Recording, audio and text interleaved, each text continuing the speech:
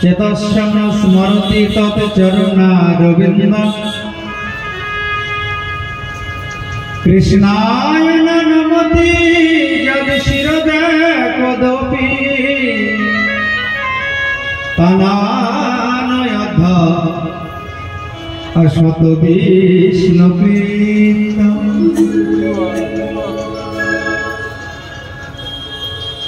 जीवाना भक्ति भगवत गुणनाम ध्येय যাদের জিহ্বা কোনদিন ভগবানের নাম করে না তাদেরকে নরকে নিয়ে আসে। কোনদিন ভগবানকে ডাকে না, ভগবানের নাম গুণ কীর্তন করে তাদেরকে ধরে নরকে নিয়ে আসবে। তারা হলো নরকের পথযাত্রী। আর যার মন কখনো ভগবানের চরণ কমল ধ্যান করে না, চিন্তা করে না, ভগবানের কথা ভাবে না, শুধু স্ত্রী পুত্র ভাই বন্ধু আত্মীয় স্বজনের কথা ভাবে, তোমরা তাদেরকে ধরে নরকে নিয়ে আসবে। আর যাদের মস্তক কৃষ্ণ চরণে কৃষ্ণ ভক্ত চরণে নত হয় না, তান অনয়োধ্যম শতকৃত বিষ্ণু কীর্তম, তাদেরকে ধরে নরকে নিয়ে আসবে। রাজন খুব ভালো করে শোনো, কারা কারা জগতে নরকে যায়।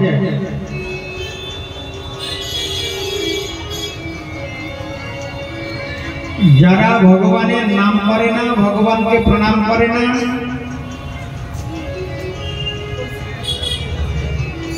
আর মনে ভগবানের চিন্তা করে না, তারা নরকের পথযাত্রী। প্রেম সে বলো।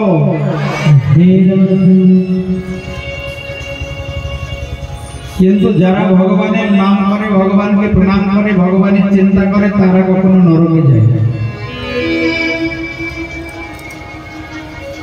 মন কোনো সময় ফাঁকা থাকে না, সবসময় চিন্তায় ডুবে থাকে। হয় ভালো নয় মন্দ, চিন্তা করাই মনের স্বভাব। যাদের মন ভগবানের চিন্তা করে না, তারাই নরকের পথযাত্রী। এবার একটু ভাবতে হবে, 24 ঘন্টায় আমরা কতটুকু ভগবানের চিন্তা করব। যদি মন ভগবানের চিন্তা করে, তাহলে আমরা ভগবানের ধাম হল বৃন্দাবনে যাব। আর ভগবানের চিন্তা যদি মন না করে, তাহলে সেই বিভৎস দুঃখময় স্থান, যন্ত্রণা যাতনাময় স্থান, নরক যন্ত্রণা ভোগ করব। তাই মনটাকে একটু ভগবানের চিন্তায় নিযুক্ত করতে হবে। কি করে? মন তো কথা শোনে না, সকালবেলা উঠলেই বাজারের চিন্তা, ছেলের চিন্তা, রান্নার চিন্তা, বাড়ির কাজকর্মের চিন্তা। মন তো ভগবানের চিন্তা করে, ডিউটির চিন্তা। তাহলে এই মনটাকে দিয়ে কি করে ভগবানের চিন্তা করা? সুখদেব গোস্বামী বলছেন, এই মনটা বড় চঞ্চল। এই মন দিয়ে ভগবানের চিন্তা করতে হলে ওকে ভগবানের নামের সঙ্গে যুক্ত করতে হবে। এছাড়া দ্বিতীয় কোনো পথ নেই। জ্ঞান বুদ্ধি বিবেক পাণ্ডিত্য দ্বারা কখনোই মনকে বশীভূত করা যাবে না। যত বড় পণ্ডিত জ্ঞানী হোক, মন কোনো কথা শুনবে না। কলিযুগে মনকে বশীভূত করতে হলে ভগবানের নাম আশ্রয় করতে হবে। হরি নাম। হরে কৃষ্ণ কৃষ্ণ কৃষ্ণ হরে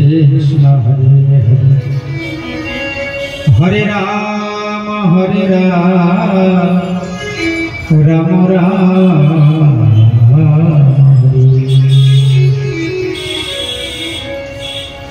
ওই জন্য কলিযুগ পাবন অবতার সচিনন্দন গৌর হরি এই নামের ব্যবস্থা করেছেন। দুদিন আগে আর পরে এই হরিনামের মালা কিন্তু নিতেই হবে। যারা আগে আগে নিয়ে নিল তাদের জন্ম ধন্য হয়ে গেল,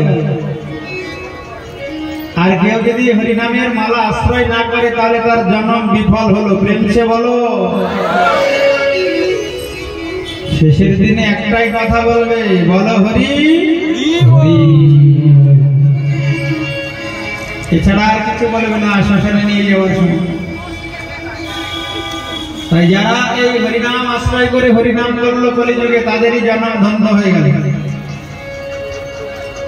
আর যারা এই অসৎ সঙ্গে পড়ে অপসম্প্রদায় দীক্ষা নিয়ে হরিনাম থেকে বঞ্চিত হলো, তাদের জন্য মানব জন্মটা নষ্ট হয়ে গেল। প্রেমসে বলো। অনেক সম্প্রদায় আছে হরিনাম করে না, হরিনামের মালা আশ্রয় করে না। তারা বলে মন ঠিক থাকলেই সব ঠিক। মহাপ্রভু তাদের থেকে কম বোঝে নাকি? মহাপ্রভু কি তাদের চাইতে কম বোঝে? বলো। যিনি কলিযুগের ভগবান, যার প্রমাণ ভাগবতে আছে, অন্য কোন ভগবানের কথা ভাগবতে বলা নাই। কলিযুগে ভগবান একমাত্র সচিনন্দন গৌর হরি। তিনি নিজে হরিনাম করে কলির জীবকে হরিনাম শিক্ষা দিলেন। কলির জীবের উদ্ধারের একমাত্র উপায় হলো ভগবান মঙ্গল হরিনাম। সেই হরিনাম যে সম্প্রদায় না করে, যে অপসম্প্রদায়ে সে নামের প্রচার নেই, সেই সম্প্রদায়ে দীক্ষা নিলে কি লাভটা হবে? তারাই নরকে গিয়ে অনন্তকাল নরক যন্ত্রণা ভোগ করবে। যে সম্প্রদায়ে ভগবানের নামের প্রচার নেই, যে সম্প্রদায়ে তুলসী মালা আশ্রয় করে হরিনাম করে না, ওই সব সম্প্রদায় সব অপসম্প্রদায়। কিছু লাভ হবে? তিলক করবে না, কণ্ঠে তুলসী মালা ধারণ করবে না, তারপরে হরিনাম করবে না, সেই সমস্ত সম্প্রদায়ে দীক্ষা নিলে কখনো মঙ্গল হবে? কোনদিন মঙ্গল হবে না মা। তাই কলিযুগে জন্ম নিয়ে যারা গৌর চরণে শরণ নিল,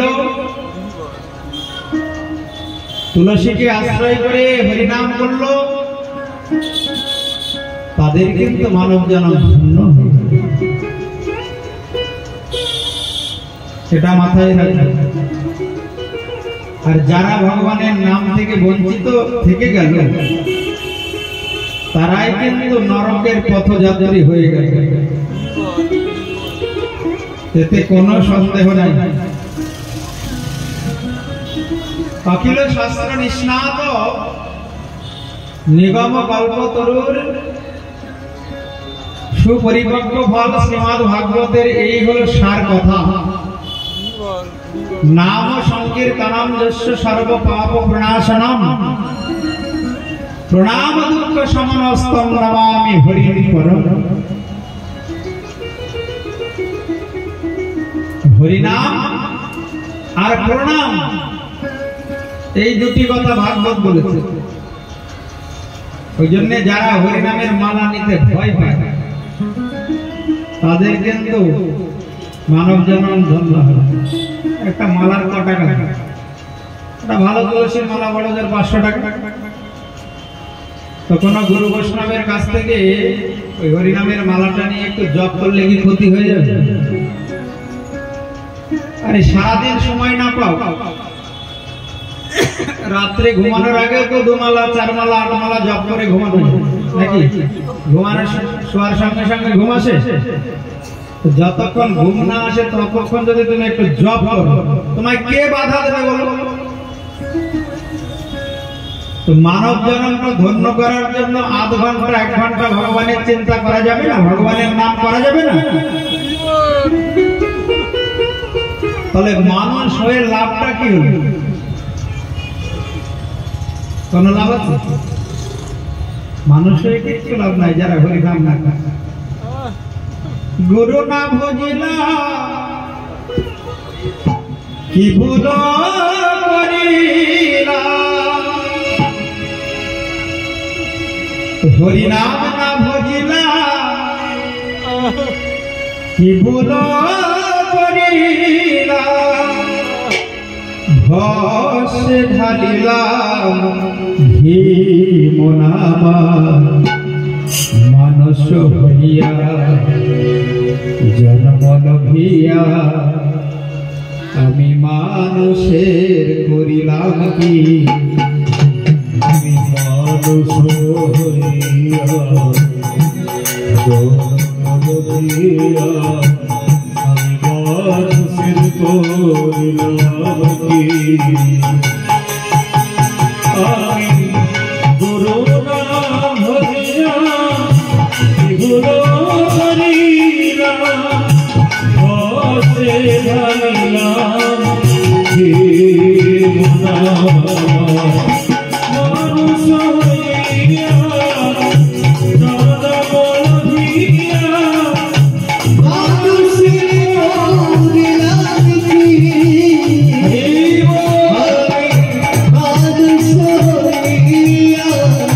জন্ম লভিয়া,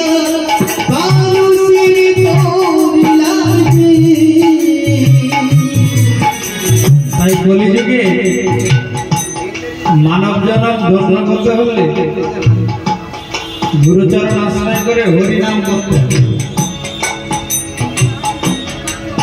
যারা হরিনামের মালা নিতে চান তারা আগামী 3 দিন বেলা 9টা থেকে 12টা পর্যন্ত ওই বিজন মন্ডলের বাড়িতে আসবে। ওখানে হরিনামের মালা দেওয়া হবে, কিন্তু মালা নিয়ে জপ করতে হবে। হরিনাম দীক্ষা দেওয়া হবে, হরিনামের মালা আশ্রয় করে জপ করবে, এতে কোনো ক্ষতি হবে না। নিজে খেলে যাওয়ার নিজের পেট ভরে, হরিনাম করলে নিজেরই মঙ্গল হবে। কঠিন কিছু নয়, দুটো লাইন মনে রাখতে হবে। হরে কৃষ্ণ কৃষ্ণ কৃষ্ণ হরে হরে রাম রাম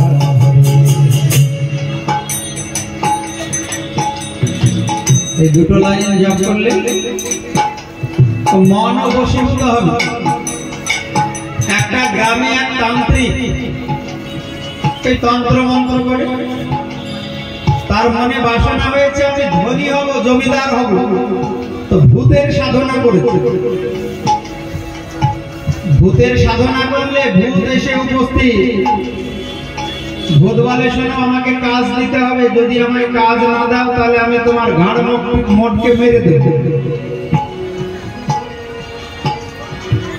এখন তান্ত্রিক ভূতকে বলছে আমাকে একটা ভালো বাড়ি বানিয়ে দাও। ভূত রাতারাতি বাড়ি বানিয়ে দিয়েছে। মন দিয়ে শোনো, বলছে তাহলে বাড়ি হলো একটা গাড়ি এনে দাও। তো একটা শোরুম থেকে 4 চাকা ভালো গাড়ি এনে দিয়ে দিয়েছে। সকালবেলা বলছে বলো আর কি চাই? বলে গাড়ি বাড়ি হলো, এবার একটা ভালো সুন্দরী নারী চাই, রমণী।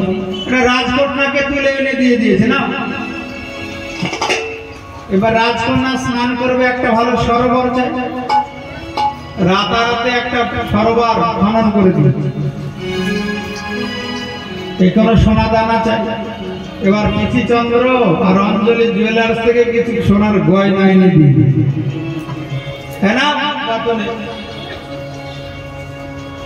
গাড়ি হলো, বাড়ি হলো, নারী হলো, সরোবর হলো, গয়না হলো, কিছু ব্যাংক ব্যালেন্স হলে ভালো হয়।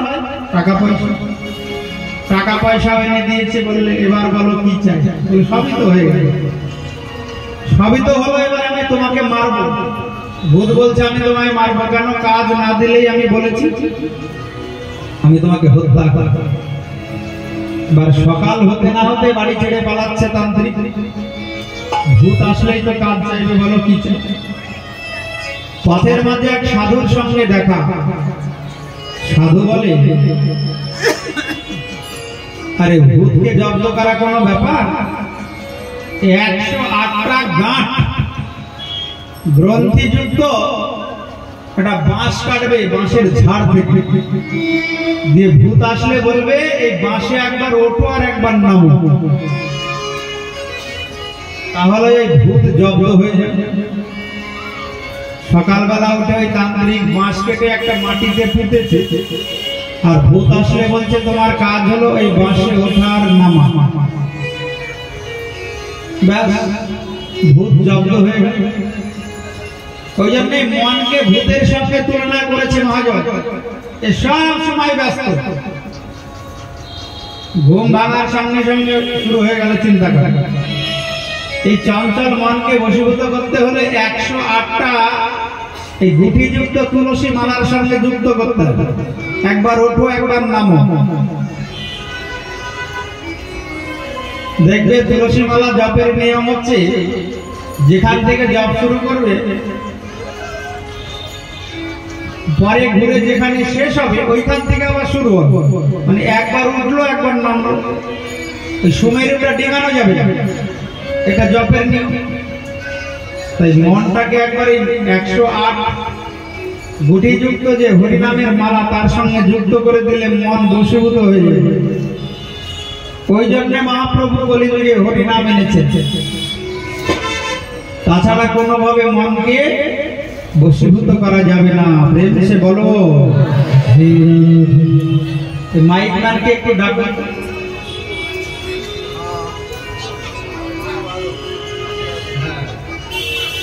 মনকে বশীভূত করতে হলে ওই হরিনামের মালা চাই। কারা কারা মনকে বশীভূত করতে চান হাত তুলুন দেখি। হাত তুলতে ভয় লাগছে, মানে চঞ্চল মন চঞ্চলই থাক, আর আমি নরকে যে নরক যন্ত্রণা ভোগ করি, এই ইচ্ছা নাকি?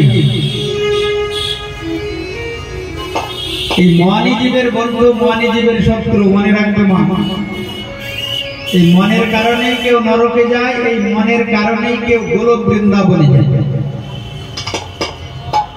ভজন সাধনই হলো এই মনটাকে বশীভূত করা। এই সংসারের চিন্তা থেকে মুক্ত করে মনটাকে গোবিন্দের চিন্তায় ডুবিয়ে রাখা, এটাই হলো সাধন ভজন। শেষের দিনে মন যা চিন্তা করবে, একটু কষ্ট হচ্ছে, ক্লিয়ার করবে।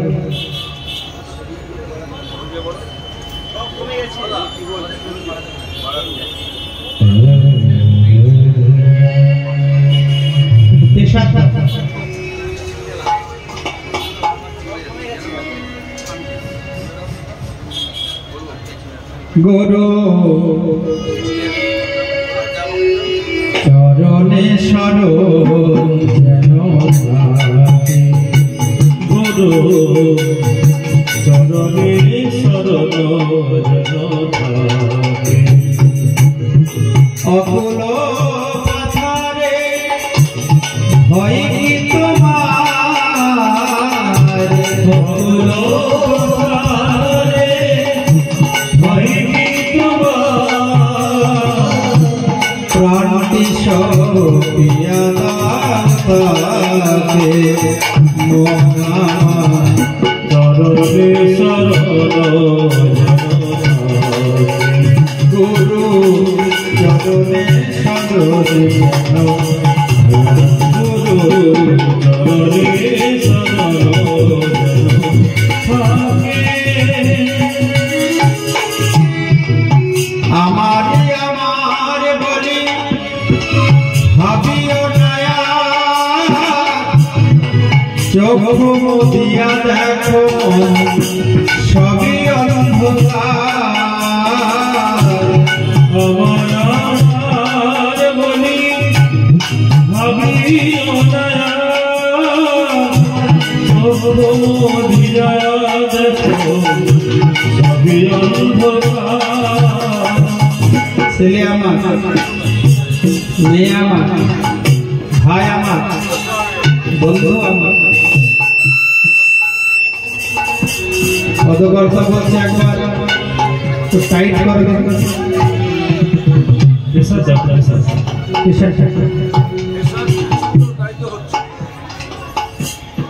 চরণে শরণ যেন চরণে শরণ যেন কৃষ্ণচন্দ্র ভগবান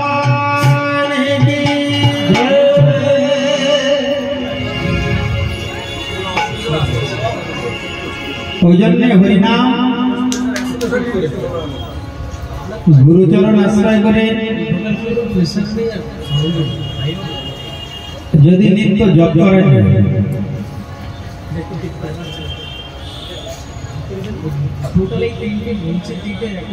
গুরুচরণ আশ্রয় করে হরিনাম করলে জন্ম ধন্য হয়, কিন্তু সাবধান, গুরুচরণে অপরাধ করলে হবে না, তাহলে আবার নামের ফল নষ্ট হয়ে যাবে। প্রেম সে বলো।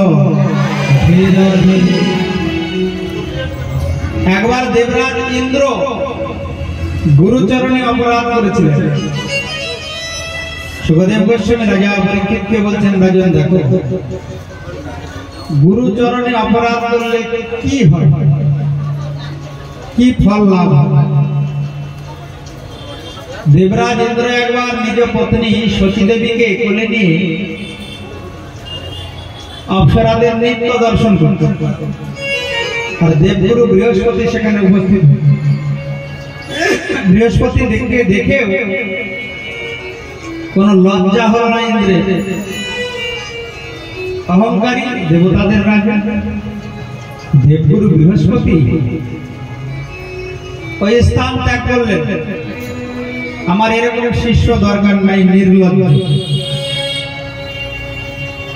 গুরুদেবকে সম্মান করে না, গুরুদেব এলে বসার আসন দেয় না। তো দেবগুরু বৃহস্পতি ওই স্থান ত্যাগ করলে ইন্দ্র চিন্তা করলেন, আমার তো গুরুচরণে অপরাধ হয়ে গেল।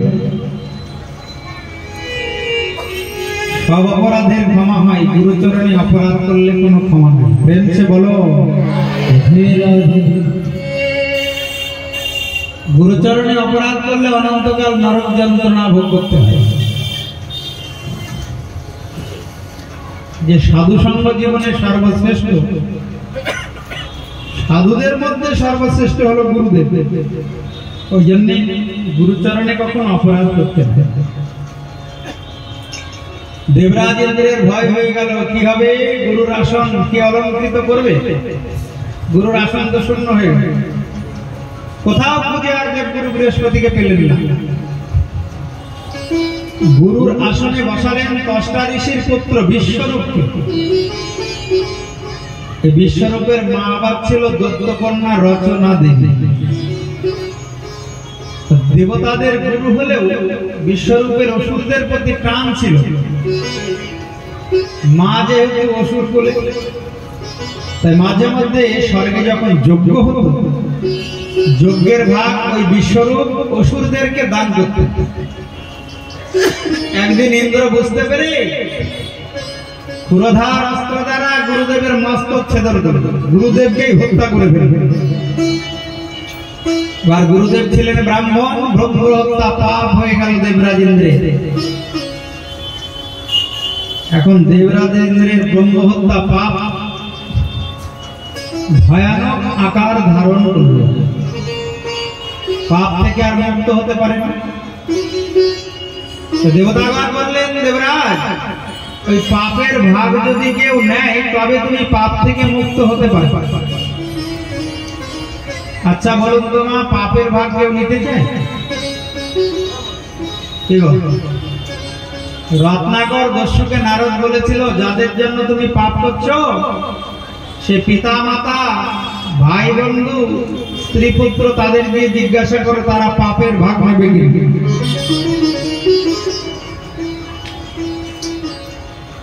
স্ত্রী পুত্র ভাই বন্ধু বললো, আমরা কেন পাপের ভাগ নেব? তুমি পাপ করছো, পাপের ফল তুমি ভোগ করো। পরে দেবর্ষিবাদ নারদের চরণে শরণ নিলেন রত্নাকর দস্যু। নারদ বললেন, বলো তো রাম ও বলতে পারে না। এত পাপী মুখ থেকে হরিনামই বেরায় না, ভগবানের নামও বেরায় না। ওই জন্যই কলিযুগে যারা মহাপাপী তারা ভগবানের নাম করে না। প্রেম সে বলো, না শুনবে যে হরিনাম করা কলিযুগের ধর্ম, হরিনাম করা উচিত মানব জানবে, শুনে বাড়িতে গিয়ে সব ভুলে যাবে। হরিনাম করবে মানে মানে ভাববে পাঠক বলার কথা বলেছে, আমি তো যা করার করব, জানবে ওরা পাপী। তাই হরিনামে রুচি হয় না, হরিনামের মহিমা শ্রবণ করেও এরা হলো নরকের পথযাত্রী। তাই রত্নাকর দস্যু রাম বলতে পারে না, বলো তো রাম, তো চুপ করে থাকে। তো নারদ তো বুদ্ধিমান, রত্নাকর দস্যুকে বলছে, আচ্ছা তুমি যাদেরকে মেরেছো, হত্যা করেছো, তাদেরকে কি বলে? বলে মরা। যারা ওই যে পড়ে আছে, হরিণ, কুকুর, তারপরে শূকর, দেহে প্রাণ নেই, তাদেরকে কি বলে? বলে তাদেরকে বলে মরা। বলে মরাটা বারবার বল, মরা মরা মরা মরা মরা মরা মরা মরা বলতে বলতে রাম বেরিয়ে গেল। এই মরা মরা জপ করে রত্নাকর দস্যু বাল্মীকি মুনি হয়ে গেল। প্রেম সে বলো, এই হলো ভগবানের নামের মহিমা। তুমি নামকে আশ্রয় করে জপ করতে থাকো, তুমি কত বড় জায়গা পেয়ে যাবে। ভগবান তোমাকে কত শ্রেষ্ঠ আসন দেবে, তোমার জন্মটা ধন্য হয়ে যাবে। তাই পাপের ভাগ জগতে কেউ নেয় না গো। এই জগতে পুণ্যের ভাগ সবাই নিতে চায়, পাপের ভাগ কেউ নিতে চায় না। প্রেম সে বলো,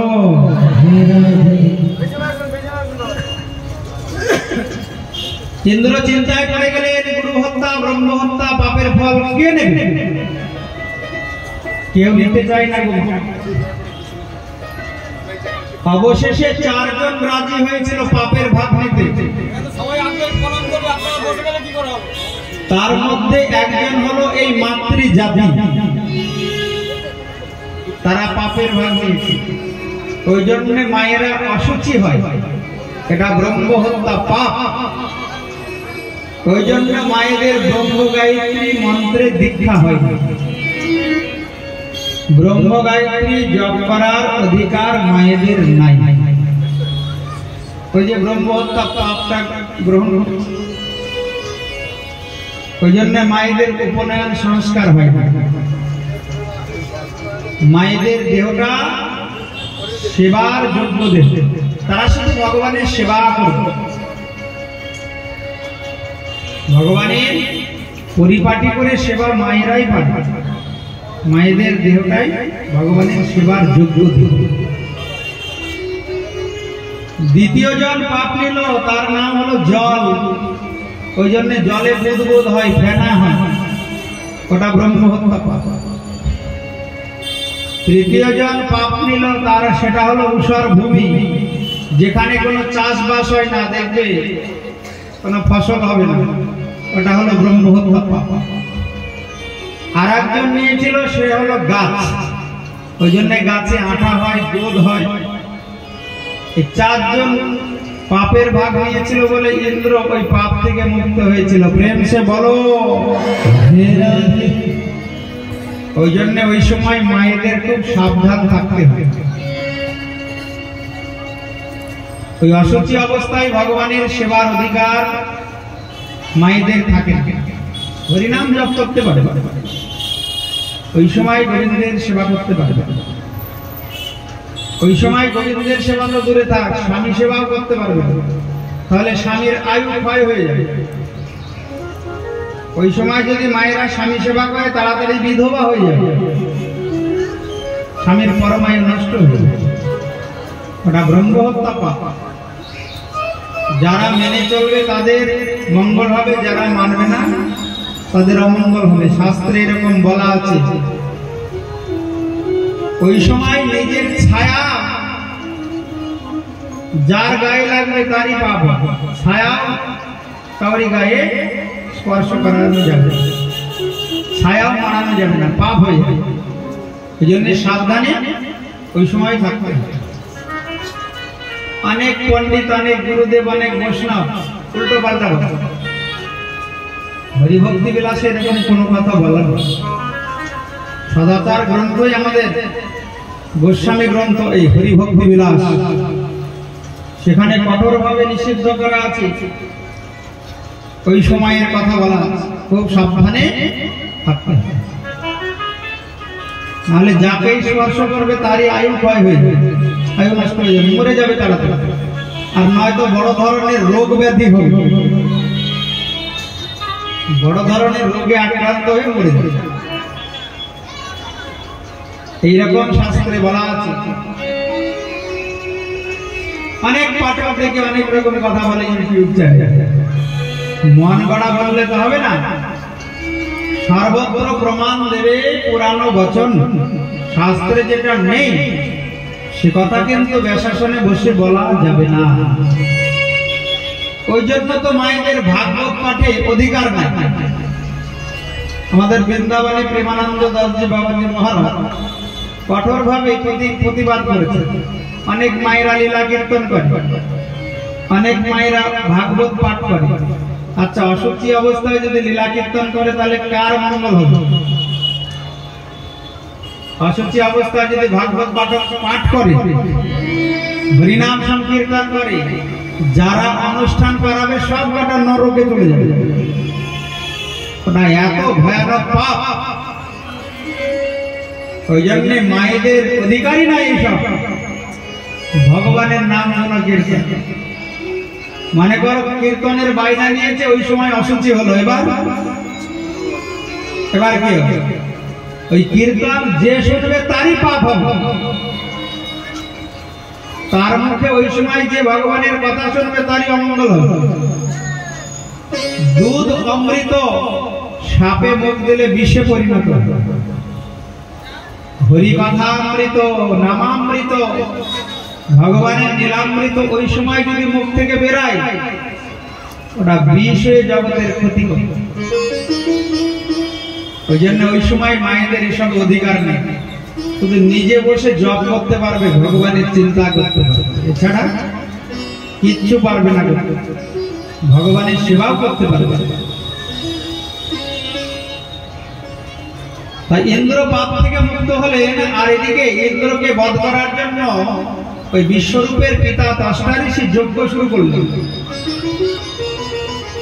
যজ্ঞ থেকে একটা অসুরের জন্ম হলো রাজা, তার নাম হলো বৃত্রাসুর। ত্বষ্টা ঋষি আদেশ করলেন, যাও ইন্দ্রকে বধ করো।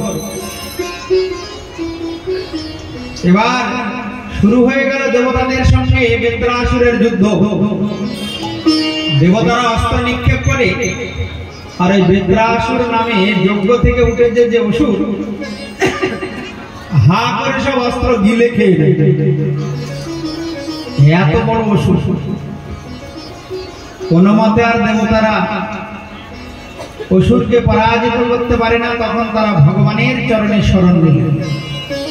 ভগবান দেবতাগণকে বললেন, এক কাজ করো,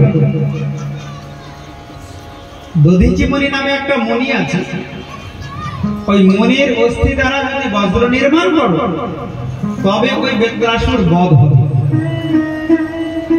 দেবতাগণ চিন্তা করলেন, মুনি তো এখন বেঁচে আছে, কোন একটা জীবিত মানুষকে গিয়ে যদি বলে তোমার হাড় গুলো দাও, পারবে? মাথা খারাপ নাকি? আমি বেঁচে আছি বলে হাড় দাও, অস্থি দাও? কিন্তু দধিচি মুনি চিন্তা করলেন, রাজা আমার দেহটা তো একদিন নষ্ট হয়ে যাবে, এই দেহের অস্থি দ্বারা যদি দেবতাগণ রক্ষা পায়, বিপদ মুক্ত হতে পারে, আমি অবশ্যই দেব। কারণ সাধুর জীবনটা পর উপকারের জন্য। সাধু কখনো নিজের চিন্তা করবে না। গলায় তুলসীর মালা আর কপালে তিলক, আর যদি দিন রাত চিন্তা করে আমার কি করে চলবে, জানলে সে সাধু হতে পারে। ভক্ত বৈষ্ণব সাধু সদা সর্বদা ভগবানের উপরে নির্ভরশীল হবে। রাখে হরি মারি। ভগবানের এক নাম বিশ্বম্ভর, তিনি বিশ্বের প্রত্যেকটি জীবকে ভরণ পোষণ করেন, আর তিনি আমাকে রক্ষা করবেন না, এটা কখনো হয়? ভগবান গীতায় বলেছেন যোগক্ষেম বহমহম, আমার ভক্তের যা কিছু প্রয়োজন আমি মাথায় করে যোগান দিই এবং রক্ষা করি। তাহলে তো গীতার কথাটা মিথ্যা হয়ে যাবে। ভগবান নিজে মুখে বলেছেন, তিনি পালনও করেন। ভক্তের বোঝা ভগবান বলেন। ভক্ত কখনো চিন্তা করে না, ভক্ত চিন্তা করে জগতে কি করে জগতের মঙ্গল হবে, তাকে প্রকৃত ভক্ত বলা হয়, তাকে প্রকৃত বৈষ্ণব। সাধু হয়ে তিলকমালা ধারণ করে এর সঙ্গে কথা বলবো না, ওর নিন্দা করব, ওর সঙ্গে ঝগড়া করব, সমালোচনা করব, এসব সাধুর লক্ষণ নয়।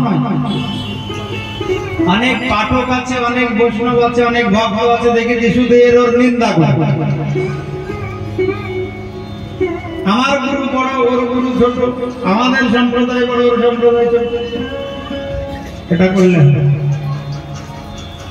সবসময় বৈষ্ণব নিন্দা থেকে দূরে থাকতে হবে। কাহারও না করে নিন্দা, কৃষ্ণ কৃষ্ণ বলে, অজেয় চৈতন্য কৃষ্ণে যিনি বেগ হেলে।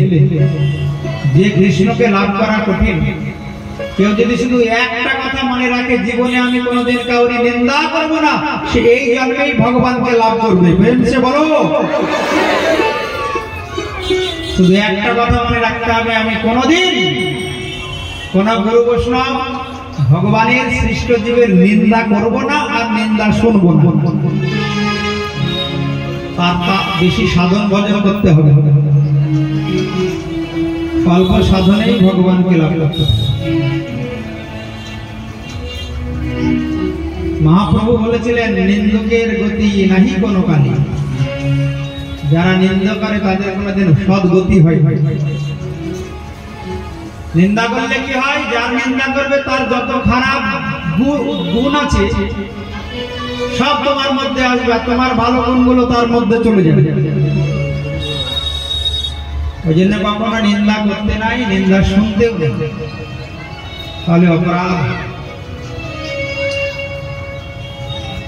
এখন দধিচিমণি ইচ্ছা মৃত্যু বরণ করে নিজের দেহটাকে দান করে দিলেন। এই না দেবতাগণ, এই দেহ দ্বারা তোমরা যা খুশি করবে, আমি ইচ্ছা মৃত্যু বরণ করলাম। এত বড় মুনি ওই দধিচিমণি। তাড়াতাড়ি করে দেবতাগণ ওই দধিচিমণির অস্থি দ্বারা বজ্র নির্মাণ করলেন। বজ্র নির্মাণ করে যেই বেত্রাসুরকে লক্ষ্য করে বজ্র নিক্ষেপ করেছে, বেত্রাসুর দেখছে বুদ্ধি দেবতারা পেল কোথায়। কে দিল এই বুদ্ধি দেবতাগণকে? নিশ্চয় ভগবান। ভগবান এই বুদ্ধি দিয়েছেন দেবতাগণকে। তাই প্রভু তোমার চরণে আমার নিবেদন, এরপরে যদি কোনোদিন আমি জন্ম পাই, আমি যেন তোমার দাসানুদাস হয়ে জন্ম নিতে পারি। পরীক্ষিত বললেন, গুরুদেব অসুর এত সুন্দর কথা বলছে, অসুরের এত সুন্দর বুদ্ধি হলো কি করে? রাজা পরীক্ষিতকে সুখদেব গোস্বামী বলতেন, অসুর পূর্বজন্মে একটা ধার্মিক রাজা ছিল, তার নাম চিত্রকেতু। অনেকদিন সংসার করেছিল, কিন্তু কোনো সন্তান হয়েছিল না। ওই রাজা চিত্রকেতুকে অঙ্গিরা ঋষি নামে এক ঋষি একটা যজ্ঞ করে এক ধরনের চরু দান করেছিলেন।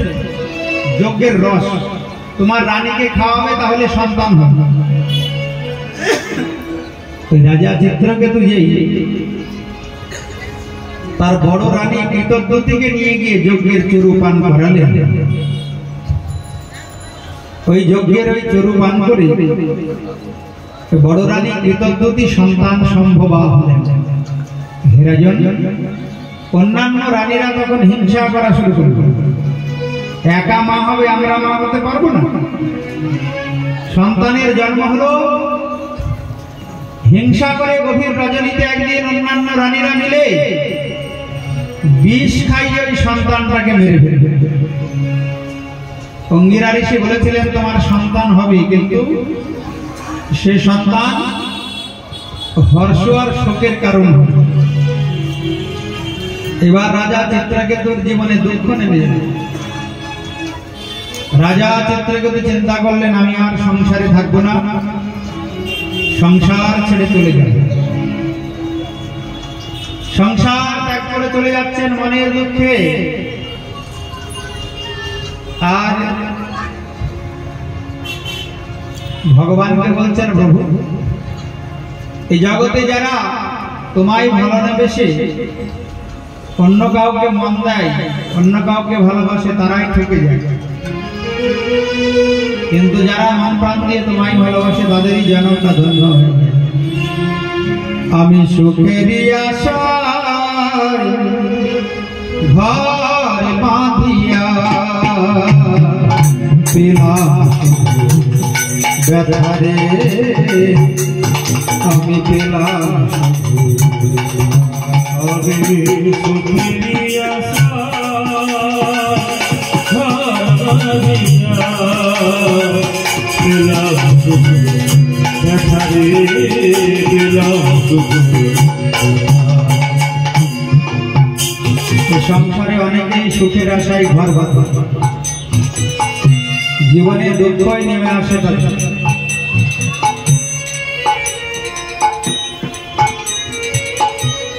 কিসের আশায় বাঁধিলাম ঘর, কাহার সুখের লাগি,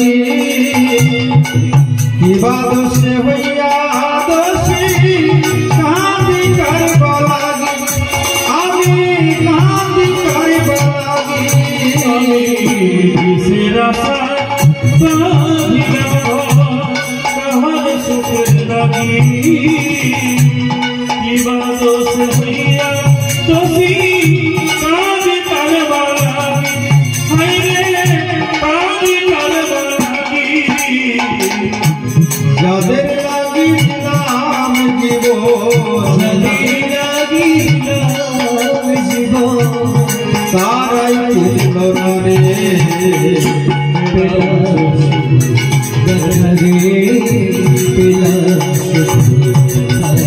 আমি সুখেরই আশায় ঘর বাঁধিয়া পেলাম সুখ ব্যথারে, পেলাম সুখ ব্যথা।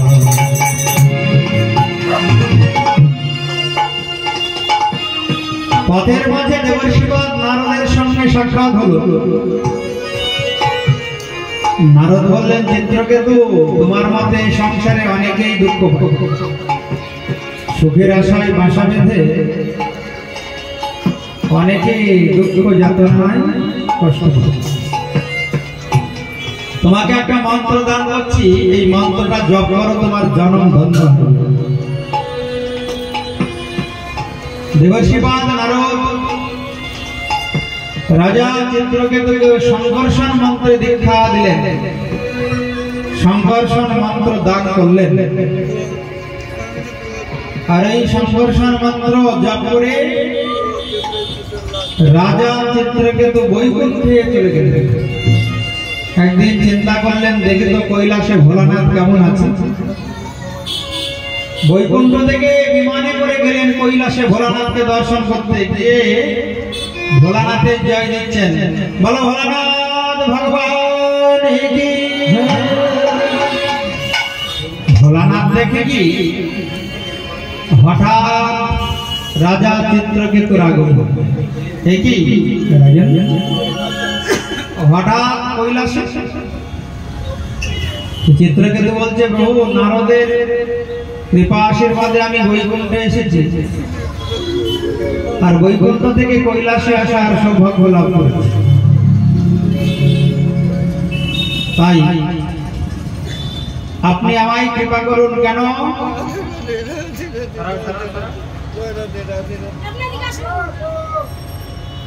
বৈকুণ্ঠ থেকে আমি বৈকুণ্ঠ থেকে কৈলাসে আসার সৌভাগ্য লাভ করেছি।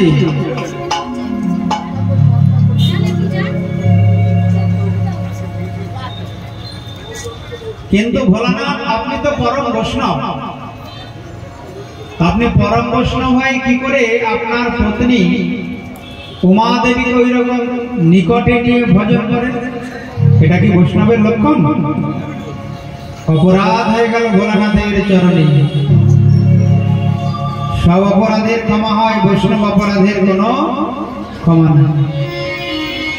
কিন্তু ভোলানাথ ক্ষমা করে দিলেন। ভোলানাথ চিন্তা করলেন,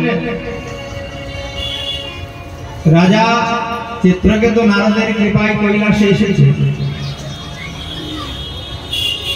দেবর্ষিপাদ নারদ যখন কৃপা করেছে, আমি তাকে কি করে অভিশাপ দিই বা তার অপরাধ গ্রহণ করব? ভোলানাথ ক্ষমা করে দিলেন। কিন্তু পার্বতী উঠে দাঁড়িয়ে অভিশাপ দিয়ে দিলেন, চিত্রকেতু, ভোলানাথ কত বড় বৈষ্ণব তোমার জানা নাই। সে যখন ভগবানের চিন্তা করে তার দেহ বোধ থাকে না।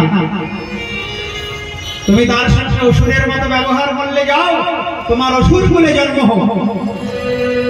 ওই পার্বতীর অভিশাপে রাজা চিত্রকেতু বেদ্রাসুর হয়ে জন্ম নিলেন। কিন্তু মৃত্যুর সময় ভগবানের চরণে স্তুতি করছে, ভগবানের কাছে প্রার্থনা করছে। কেন? আগের জন্মের ভজন সাধনের ফল কোন জন্মে নষ্ট হয় না। প্রেমছে বলো। ওই যে নারদের মন্ত্র জপ করেছে, তার ফলটা যাবে। ওই জন্য ভগবানের কথা মনে পড়েছে। এই জন্মে যারা ভগবানের কথা শ্রবণ করবে, এই জন্মে যারা ভগবানের নাম করবে, এই জন্মে যারা ভক্ত সেবা করবে, এই ভজন সাধনের ফল কোনদিন নষ্ট হবে না। পরের জন্মে যে কুলেই জন্ম হোক না কেন, এই ফল অক্ষয় হয়ে থাকবে, কোন জন্মে নষ্ট হবে। জন্ম জন্মান্তর অক্ষয় হয়ে থাকবে। তাই যারা জ্ঞান বুদ্ধি বিবেক সম্পন্ন জীব, যারা ভাগ্যবান ভাগ্যবতী, জন্মটাকে বিফলে নষ্ট করে, তাড়াতাড়ি করে গুরু বৈষ্ণবের চরণে শরণ নিয়ে দীক্ষা নিয়ে ভগবানের ভজন করে জনম ধন্য করে জগৎ থেকে বিদায় নেয়। আর যারা দুর্ভাগা হতভাগা, তারাই মনে করে আমার চিরদিন এইরকমই যাবে।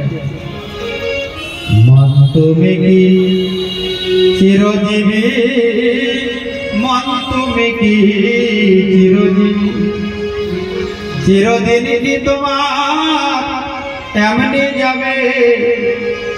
যেদিন আসবে সমন বাঁধবে কোষে, তোমার প্রাণ পাখি লয়ে যাবে। মন তুমি কি চিরজীবী, মন তুমি কি চিরজীবী। কখন যে সে সমন আসবে, মৃত্যু আসবে, কোনো গ্যারান্টি আছে? ওই জন্য যারা এই জগতে বুদ্ধিমান বুদ্ধিমতী, তারা সময় নষ্ট করে, যেখানেই সুযোগ হয় ভগবানের কথা শুনবে, ভগবানের নাম করবে, ভগবানের সেবা করে জনম ধন্য করে জগৎ থেকে বিদায় নিয়ে চলবে। তাই রাজা চিত্রকেতু ওই ভোলানাথের চরণে অপরাধের কারণে হয়েছিল অসুর। তাই বৈষ্ণব চরণে যদি অপরাধ হয়, পরের বার অসুর কোলে জন্ম হয়। প্রেমছে বলো। এই বৈষ্ণব অপরাধ হলো 6 প্রকার। 6 ভাবে অসুর হওয়া যায়। কেউ যদি অসুর হতে চাও, এই 6টা কথা মনে রাখবে।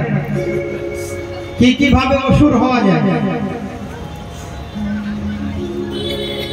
এই বৈষ্ণব অপরাধ 6 প্রকার। এই কটা কথা মনে না রাখলে কিন্তু অসুর হবে পরের জন্মে। ওই জন্য 6 প্রকার বৈষ্ণব অপরাধের কথা আমাদের সর্বক্ষণ মনে রাখা প্রয়োজন। প্রথম অপরাধ হচ্ছে হত্যা। কোন বৈষ্ণবকে হত্যা করলে অপরাধ। 2 নম্বর হচ্ছে নিন্দতি। কোন বৈষ্ণবের নিন্দা করলে বৈষ্ণব চরণে অপরাধ। 3 নম্বর হচ্ছে দেশটি, মানে কোন বৈষ্ণবকে হিংসা করবে, বৈষ্ণব চরণে অপরাধ। 4 নম্বর হচ্ছে বৈষ্ণবান ন অভিনন্দতি, তোমার গৃহে কোন বৈষ্ণব গেল, তাকে তুমি অভিনন্দন করলে না, প্রণাম করলে না, অপরাধ হয়ে যাবে। শাস্ত্রে বলা আছে দূর দিয়েও যদি কোনো বৈষ্ণব হেঁটে যায়, দূর থেকেও তাকে প্রণাম জানাতে হবে। সে তোমাকে নাই বা দেখলো, তুমি তো দেখেছো হরিনাম করতে করতে যাচ্ছে, তোমাকে দূর থেকে বৈষ্ণবকে সম্মান করতে হবে। বৈষ্ণব ঠাকুর চরণ কমলে দণ্ডবত প্রণাম। তাহলে ভগবান তোমাকে দুহাত ধরে আশীর্বাদ করবে, প্রেম সে বলো। 5 নম্বর হচ্ছে ক্রুদ্ধতি, কোন বৈষ্ণবকে রাগ দেখালে বৈষ্ণব চরণে অপরাধ, সে পুরুষ হোক আর নারী হোক। এখন দেখবেন অনেক দেখা যায় গলায় তুলসী মালা আছে, কপালে তিলক আছে, ঝগড়াও করে যাচ্ছে। গুরু বনে মিল নেই, বৈষ্ণবের সাথে বৈষ্ণবের মিল নেই, এ বৈষ্ণব আর এক বৈষ্ণবকে সহ্য করতে পারে না, এ গুরু ভাই আর এক গুরু ভাইকে দেখতে পারে না। পরের জন্মে সব কটা অসুর হবে, ওই তিলক মালা পরে অসুর হবে। কারণ বৈষ্ণব চরণে অপরাধ করে রাজা চিত্রকেতু যদি বেত্রাসুর নামক অসুর হয়, যে নারদের কৃপা লাভ করেছিল, বৈকুণ্ঠে গিয়েছিল মন্ত্র জপ করে, তাকে অসুর হতে হলো। আর যারা এরকম লড়াই ঝগড়া করে তাদের অসুর হতে হবে না। এটাই হলো ভাগবতের সিদ্ধান্ত, কখনো কোনো বৈষ্ণবের চরণে অপরাধ করবে না, তাহলে অসুর হওয়ার জন্য রেডি থাকবে। পরের জন্মে মানুষ তো দূরের কথা, অসুর হয়ে যাবে। 6 নম্বর অপরাধ হচ্ছে ন হর্ষম দর্শনে, কোন বৈষ্ণবকে দর্শন করে যদি আনন্দিত না হওয়া যায়, তাহলে বৈষ্ণব চরণে অপরাধ। এই 6টা কথা মনে রাখতে হবে মা, তাহলে অল্প ভজন সাধনেই জনম ধন্য হবে। আর যদি এই 6টা কথা মনে না রাখো, তাহলে যতই হরিনাম করে যাবে কিছু লাভ হবে না, যদি বৈষ্ণব চরণে অপরাধ। কারণ হরিনামেরও ক্ষমতা নাই, ওই বৈষ্ণব অপরাধীকে অপরাধ থেকে মুক্ত করে। হরি স্থানে অপরাধে তারে হরিনাম, তোমার স্থানে অপরাধে নাহি গো এড়াম। হে বৈষ্ণব ঠাকুর, তোমার চরণে অপরাধ হলে হরিনাম করলেও অপরাধ থেকে মুক্ত হওয়া যায় না। প্রেম সে বলো, আরো জোরে, আরো জোরে, জয় জয় শ্রী রাধে।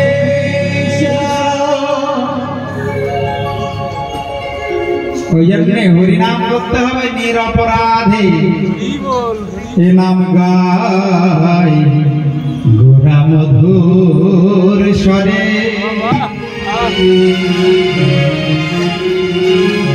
হরে কৃষ্ণ হরে কৃষ্ণ, কৃষ্ণ কৃষ্ণ হরে হরে, হরে রাম হরে রাম, রাম রাম হরে হরে। মধুর স্বরে,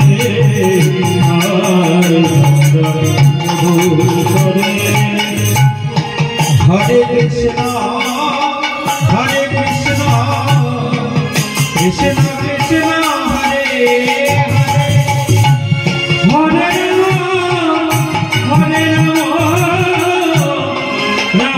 হরে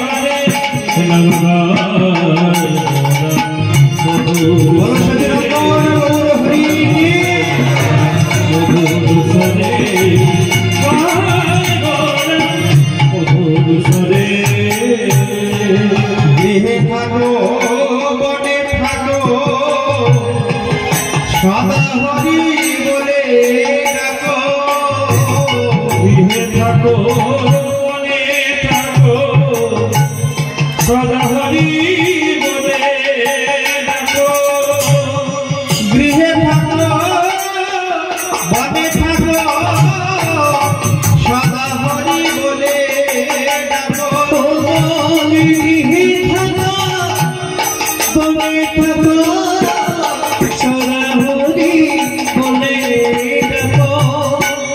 সুখে দুঃখে ভুলো না বদনে হরি নাম গৌরে সুখে দুঃখে ভুলো না বদনে হরি নাম বলরে গায় গোরা মধুর সরে গায় গোরা মধুর সরে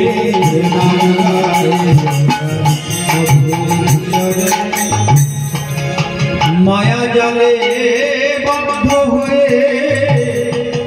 আছো মিছে কাজলে মায়া জালে বদ্ধ হয়ে আছো মিছে কাজলে মায়া জালে বদ্ধ হয়ে আছো মিছে কাজলে তুমি মায়া জালে বদ্ধ হয়ে আছো মিছে কাজলে এখনো চেতনকে রাধা মাধব নাম বলো রে ওরে চেতনকে রাধা মাধব নাম বলরে গায় গোরা মধুর স্বরে গায় গোরা মধুর স্বরে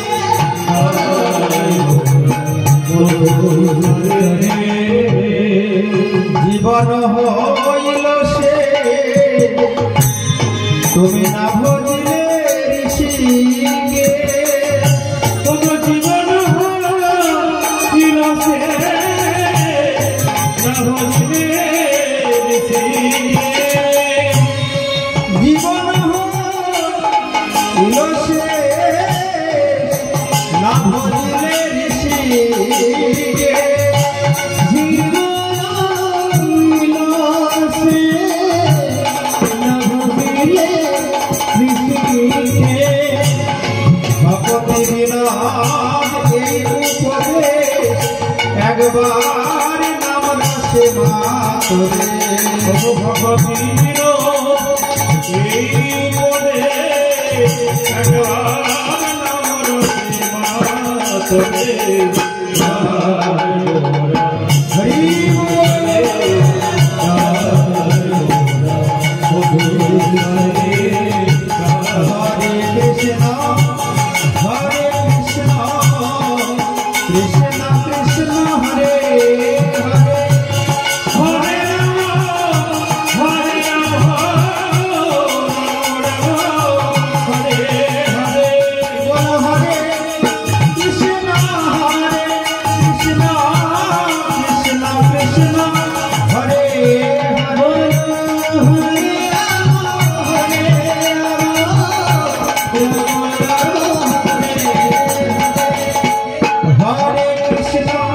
হরে কৃষ্ণ কৃষ্ণ কৃষ্ণ হরে হরে হরে রাম রাম রাম হরে হরে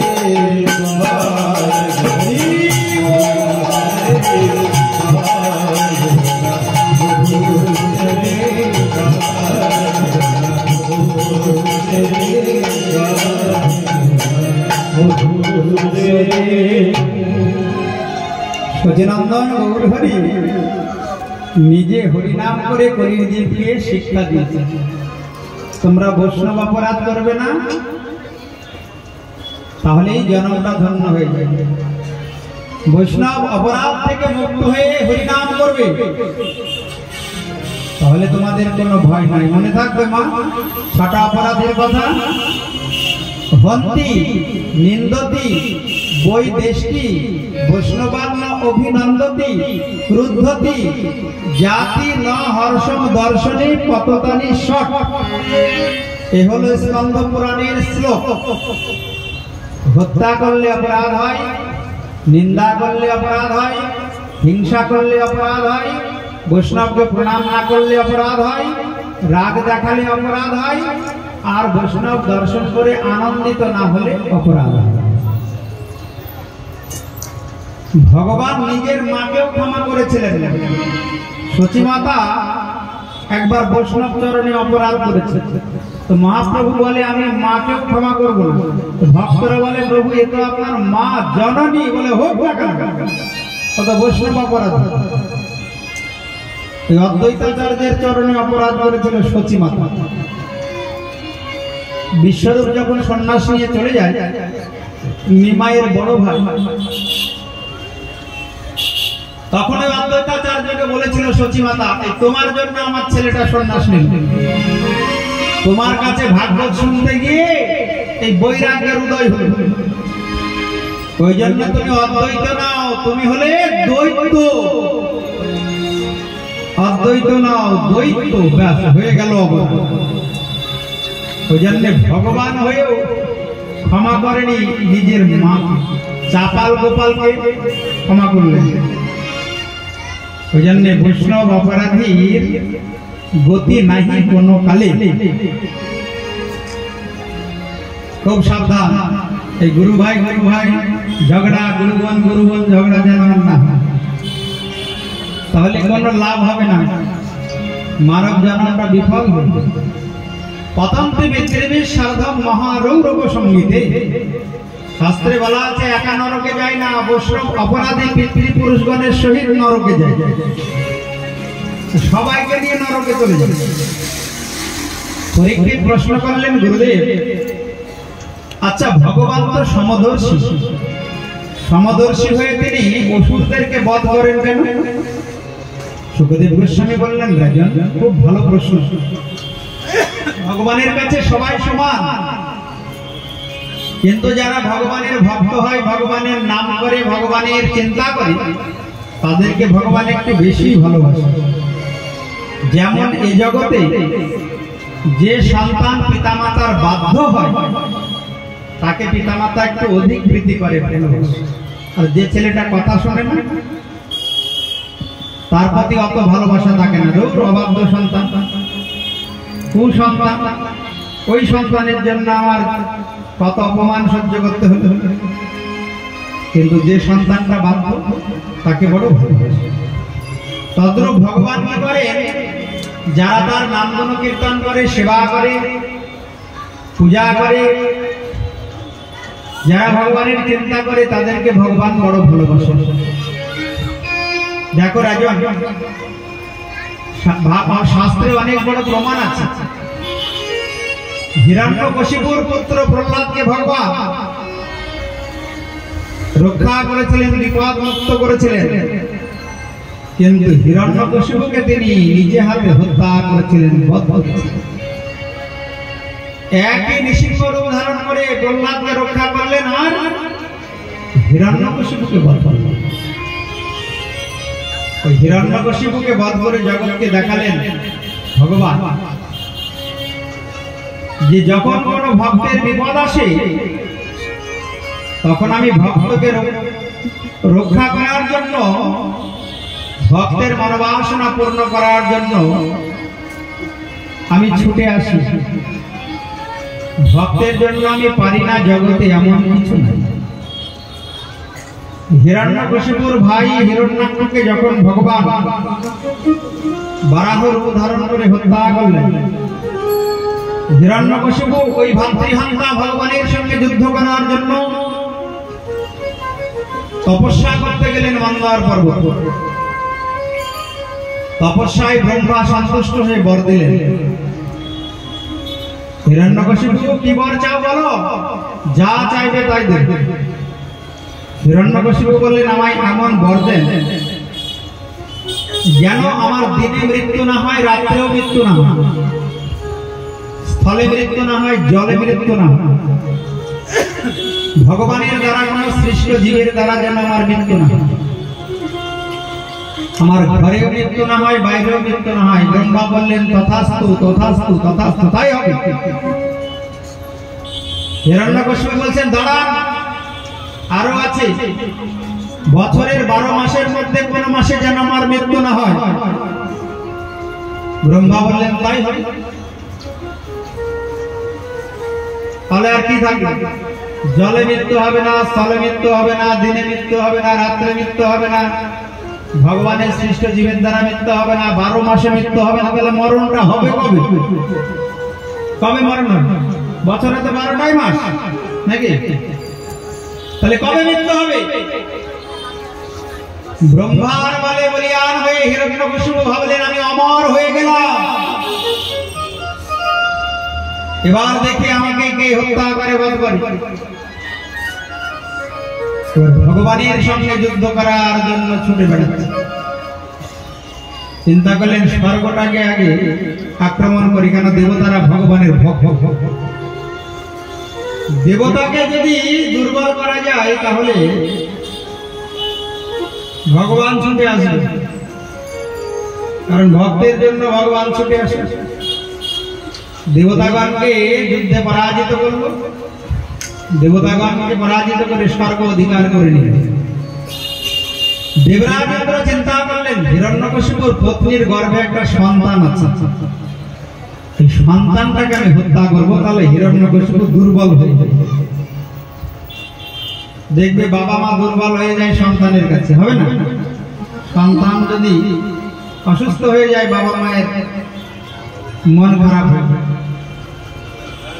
তাই দেবরাজ ইন্দ্র ওই হিরণ্যকশিপু পত্নী কয়াধুকে হরণ করে নিয়ে চলে যাবে, গর্ভের সন্তানটাকে হত্যা করবে। পথের মাঝে নারদ এসে বললেন দেবরাজ, পরনারী হরণ করলে কত অপরাধ জানো? পরনারীর দিকে কুদৃষ্টি দিলে নরক যন্ত্রণা ভোগ করতে, নরক গতি। আর পরনারী হরণ করে নিয়ে চলে যাচ্ছ, তোমাকে এই পাপের ফলে স্বর্গচ্যুত হতে হবে। নারদের কথায় ভয়ে ইন্দ্র ছেড়ে দিল কয়াধু। কয়াধু বললেন হে দেবর্ষিপাদ নারদ, এখন আমি কোথায় যাব? আমার তো কেউ নেই। নারদ বললেন মা, তুমি আমার আশ্রমে চলো, আমার আশ্রমে থাকবে। তুমি তো সন্তান সম্ভবা, আমার আশ্রমে ভগবানের কথা শুনবে, নাম করবে, সেবা করবে। ওই গর্ভে তখন ভক্ত প্রহ্লাদ কয়াধু নারদের আশ্রমে গেলেন, আর এই ভক্ত প্রহ্লাদ মাতৃগর্ভ থেকেই নারদের মুখে ভগবানের কথা শোনেন, ভগবানের নাম শোনেন। আর প্রত্যেক দিন মায়ের মাধ্যমে ভগবানের প্রসাদ গ্রহণ করেন। প্রেম সে বলো। দেখতে দেখতে প্রহ্লাদের জন্ম হল। ওই যে মাতৃগর্ভে ভগবানের কথা শুনেছে, ভগবানের নাম শুনেছে, ভগবানের প্রসাদ পেয়েছে, ওই মাতৃগর্ভে তার ভক্তির উদয় হয়ে গেল। ওই জন্য গর্ভে সন্তান থাকলে মা যেমন আহার করবে এই সন্তানও তেমন হবে। গর্ভে সন্তান থাকলে ওই জন্য অখাদ্য কুখাদ্য খেতে নাই। এখনকার মায়েরা ভাবে এইসব না খেলে দুর্বল হয়ে যাবে শরীর, ডাক্তার আবার রুটিন করে দেয়, এই মাসে এত খাবে, ওই মাসে অত খাবে, ওই মাসে অত খাবে।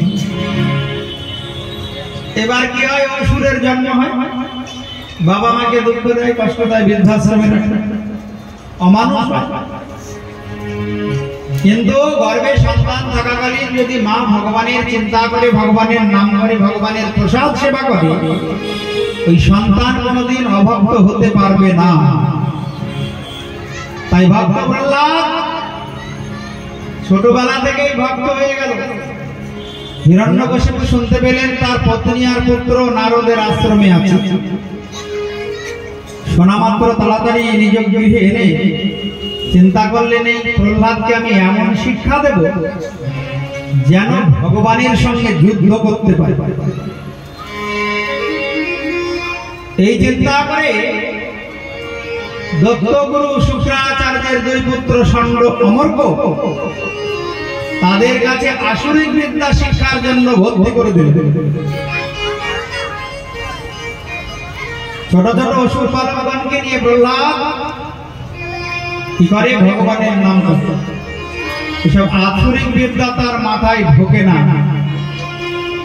মাথায় তো আগেই ভগবানের কথা, ভগবানের নাম প্রবেশ করেছে। তাই ছোট ছোট বাচ্চাদেরকে নিয়ে ভগবানের নাম কীর্তন করবে।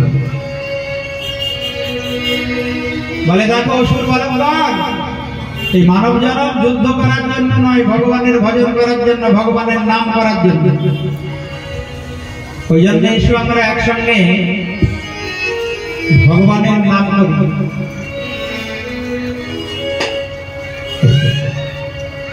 এসো আমরা একসঙ্গে ভগবানের নাম করি, হরিনাম করি, মানব জনম ধন্য হইবে। এই জন্যই তো মানব জনম। এসো ভাই নাম গাই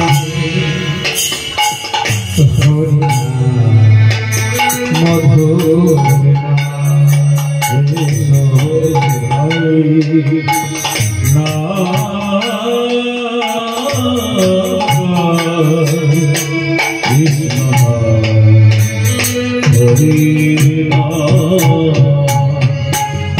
দূরে যাবে ত্রিতাবে জ্বালা। শোনো, ত্রিতাপ জ্বালা থেকে মুক্ত হয়ে যাবে হরিনাম করলে, কৃষ্ণ নাম করলে। দূরে যাবে ত্রিতাপ জ্বালা, তোমরা লাও গো নামের মালা। দূরে যাবে ত্রিতাপ জ্বালা, তোমরা লাও নামের মালা। দূরে যা